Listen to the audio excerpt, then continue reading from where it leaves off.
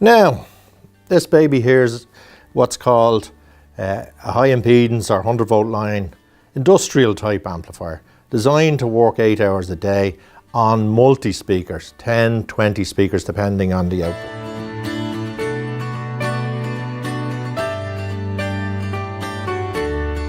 Normally we would divide up the output, depending on the number of speakers, to about 90% of its total output. So if it's 100 watts, we would work on 90 watts as its total. The advantage of these is we can work multiple speakers off it, and the wiring is much simpler. We can daisy chain.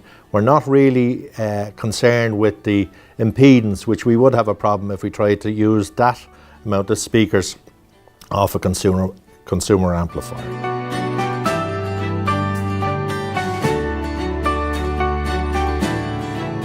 Again, this particular one is 4 zones, so that allows us to control each zone just on and off. So if we had 4 different rooms in an environment, we could switch off any room, a meeting room or anything like that. We wouldn't have the music playing there. It's also designed to take microphones, priority on mic 1.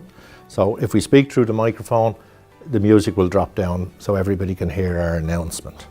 On the back, as we can see, a simplified connection.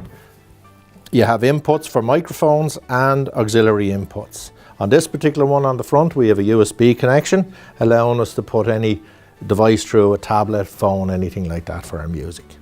On the back, we have normal 8 ohm, which we could use in a smaller environment using low impedance speakers, but that would limit us to the number of speakers unless we can go through and get our impedance back right. We really have to consider that when you're using an amplifier like this, 100 volt line speakers are the way to go and much simpler for us. You have common, and then each zone has its tapping.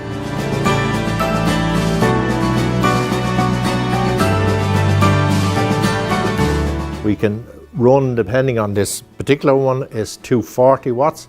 So with that we could have 60 watts. So we could say we could have the speaker set at 7.5 watts, we could use 6 speakers in each zone. So nice environment. If we needed more, we would then add a slave amplifier. Again, the amplifier is designed for that.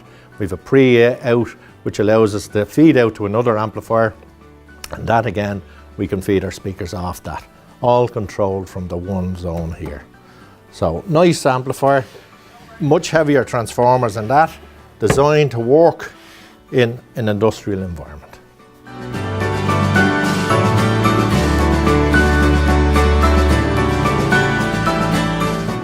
Okay, again we have the 100 volt line amplifier. I'm going to show you connections to a speaker.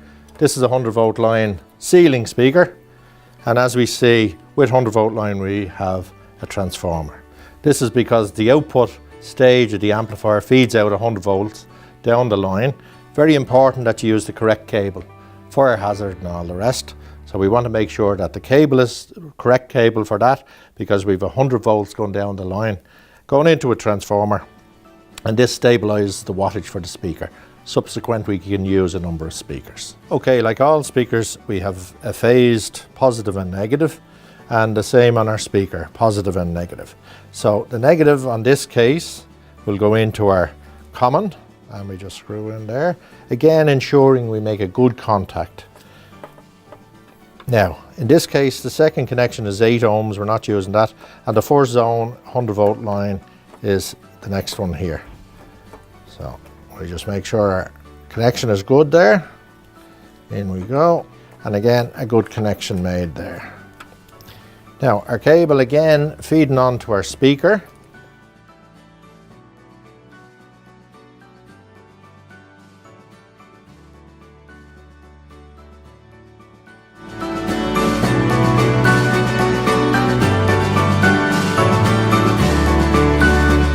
Online we've put up some diagrams for you, which, as they say, a picture paints 1,000 words. Much simpler to see it in print.